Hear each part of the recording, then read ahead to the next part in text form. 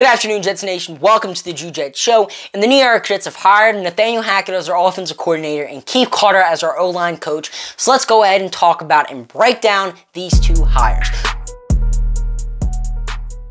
So starting off with Nathaniel Hackett as our offensive coordinator, a quick resume of his career so far. From 2013 to 14, he was the Bills OC. 2017 to 18, he was the Jaguars offensive coordinator. And in 2019 to 2021, he was the Packers OC. And most recently, he was the Broncos head coach. And he was fired after 15 games with a record of 4-11. Not great. And that's the reason to why a lot of people don't like the Hackett hire, because their offense was just terrible with Nathaniel Hackett calling the plays and with Russell Wilson under center. I mean, Nathaniel Hackett was the reason to blame for the Broncos' horrible season last year. And of course, that's making a lot of people mad that the New York Jets hired Hackett. But you look at what he did as an offensive coordinator, and he has a pretty good track record. I mean, while he wasn't calling plays as the Packers OC from 2019 to 2021, he was getting the best out of their offensive players. I mean, Aaron Rodgers won back-to-back MVPs under Nathaniel Hackett.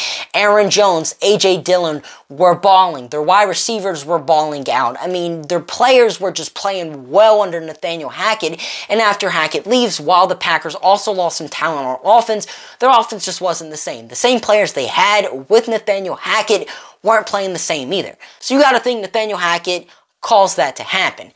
Also with the Jaguars in 2017, he was their offensive coordinator when they made the conference championship, when Blake Bortles had the best year of his career, and of course got that crazy contract that he did not deserve. But Nathaniel Hackett was the reason to why he got that contract. So Nathaniel Hackett can really just get the best out of his players as an offensive coordinator. I don't know what happened as a head coach, but some people just aren't meant to be a head coach. And Nathaniel Hackett is a prime example of that. Successful offensive coordinator, just bad head coach. I mean, there's plenty of examples to go on from, but maybe and hopefully Nathaniel Hackett can have a successful career as an offensive coordinator after that disastrous stint as a head coach. And I mentioned Rodgers did win 2 MVPs under Hackett. Because of that, him and Hackett have a fantastic relationship. And with Rodgers potentially getting traded this offseason, and with the New York Jets already getting linked to him a lot before hiring Hackett, you gotta imagine the dots are starting to connect now that the New York Jets have Hackett as their offensive coordinator. And you would have to think that Aaron Rodgers would want to play on a team that has a great defense, a lot of young weapons, and his best offensive coordinator he's ever had, probably in his opinion. And with Hackett as an offensive coordinator, run games have also always seemed to produce as well. I mean, even with the Bills, Jaguars, Packers, no matter where he was, run games were producing, and we will talk about that more later. But I'm pretty optimistic about the Hackett hiring, especially if Aaron Rodgers is his quarterback. But we've also seen Nathaniel Hackett produce on offense with some solid quarterbacks as well, guys like Blake Bortles. I really do feel like the New York Jets can have a successful offense with Nathaniel Hackett as the offensive coordinator, with someone like Jimmy G as our quarterback. But of course, hoping and praying we get Aaron Rodgers, and hopefully this brings him to the Big Apple.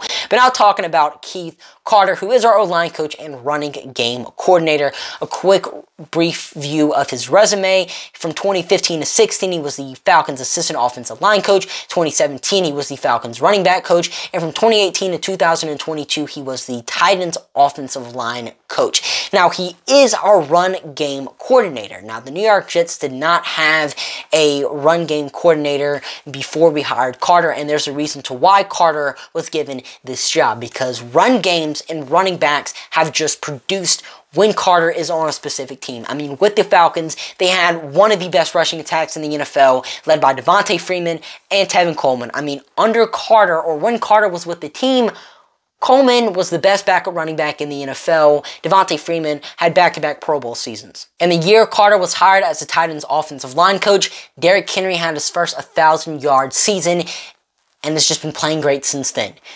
Carter just knows how to coach offensive lines to run block. He knows how to coach a good run game. And with Nathaniel Hackett also having a lot of experience as a good run game guy, you have to imagine the New York Jets hired both of these two guys with Breece Hall in mind. I mean, he was the reason to why the New York Jets were 5-2 at one point this season, 7-4 at one point this season, because he was just carrying this offense. So if we get him two guys that can use him the best way possible, Breece Hall is going to eat. And I'm really happy about these two hirings because I know they're going to get Breece Hall to play to the best of his abilities. And that's just great to hear.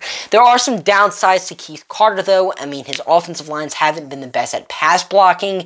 I mean, with the Tennessee Titans, their pass blocking unit was always weak every year. I mean, of course, the numbers would measure out just because they were so good at run blocking. But the pass blocking numbers aren't exactly amazing. Now, sure, the talent he was playing with in Tennessee wasn't great, and with the New York Jets, it would be the most talented offensive line he's ever had, or the most talented O-line, healthy at least, because, you know, the Jets have quite a bit of injuries at offensive line, but I mean, we do have 3 former first-round picks on the O-line. Maybe we could have 4, depending on what the Jets do in this year's draft, and with a talented O-line mind and Keith Carter, you would have to assume he would produce even in the pass game with those guys.